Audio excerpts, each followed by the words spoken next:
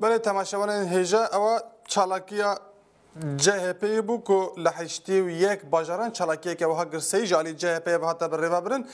لی حکومت ترکیه جی آماده کاری نوی یکی دیگه کو روش آورته هفتمین جار بیتا درشگیرن CHP یانجی لسر و یکی او چالاکی دارخسته بون ام وگر سر روزنامه این ترکیه کو مگو ایرو هم نسر کشه سوریه قریزه که به ترکیه و ایرانستان رهیه داخیانیا ماکرونو روش آورته و اپراسیون فتوی مجار جور به جورن اما به روزنامه karar dest bibin rojnameye karar dibêje Esad heman Esad'e di manşet xwe da rojname wiha dibêje dibêje peyama bi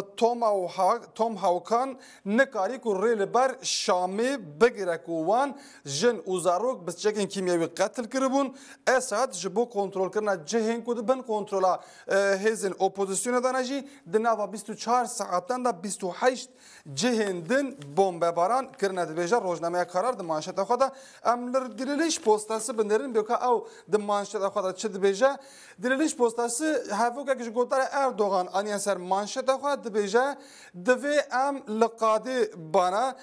Serokkomara Tirkiye doh beşdarî çend lûtkeyan bû ku yek ji van jî lûtkeya kêmnetevên Misilmanên cîhanê bû li Stenbolê bi rêva çû ku şandeke Başûrê Kurdistanê jî beşdarî bibû Erdogan li vê derê gotareke dirêj pêşkêş kir bi taybetî jî bang li Misilmanan kir û wî got welatên Rojavayî weke segmasiyên ku bêhna xwînê diçe pozê wan berê xwedana herêma me divê em Misilman jî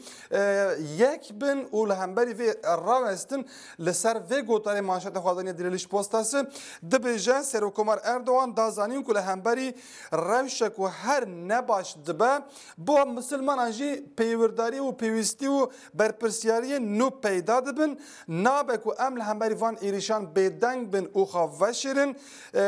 Rojava welatên Rojavayê li hemberî me bi durûtî tev digerin divê em jî karên nû bikin rojnameya Diriliş Postası wiha divê rojnameya Aydınlık yek rojname yan jî tekane rojnameyê ku piştgiriya Esed dike li Tirkiye rojnameya derdora Doğu Perinçek Kurd jî Doğu Perinçek ji nêzvan nas dikin ew rojname her manşetê xwe li ser wê mijare datine ku Tirkiye û rejîma Beşar Esed li hev bikin li ser manşeta xwe ya îro jî Aydınlık dibêje xelkê Sûriye li ba Esad'a dibêje piştî ku İngiltere, Fransa û Britanya êrişî Sûriyeyê kirin û ew êriş ji alî rejîmê ve hate têkşikandin xelkê Sûriye daket meydanan dibêje evên ku daketin meydanan jî piştgiriya xwe digel Beşar Esad anîn ziman rojnameya Orta Doğu jî manşeta xwe ser vê mijarê daniye dibêje Fransa lê dixe û Amerîka jî dilîze dibêje di wê demê de ku nîqaşên li ser operasyona nûmuneyî berdewam dikin daxuyaniyê ku ji Fransa, Amerîka û Britanyayê têne jî dibin cihê pirsên nû û sergihêjiyê peyda dikin di mêjiyê xelkê de yek rojnameyê ku li ser vê mijarê manşeta xwe daniye jî rojnameya Yeni Birlik e Yeni Birlik jî di manşeta xwe de dibêje gelo Xutaya Rojhilat dolaba Amerîkayê ye divê plana Amerîkayê ew bû ku hemû hêzên xwe yên wekîl û ên şervanên selefî ji bo ku Şam bi temamî bête kontrol kirin têxe meriyetê têxe devrê lê dema ku Sûriye û Rusyayê bi hev re ew plan têk şikand vê carê êrişa hewayî hate Rojavê em warin ser mijareke din gotara Macron Serokkomara Fransayê li Tirkiye dibû sedema nîqaşên nû Macron di daxuyaniyeke xwe de da zanîn ku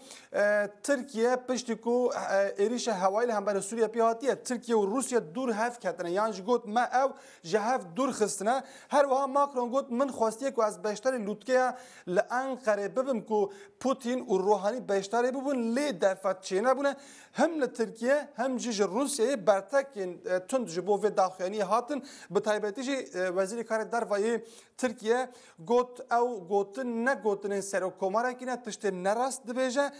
tu hêz jî nikarin me û Rusyayê ji hev dûr bixin çend rojnameyên jî ew mijar anne ser manşeta xwe rojnameya Star dibêje dexesiya ku em çima di vê wêneyî de nînin bi vî avayî nêzîkî mijarê dibe dibêje piştî ku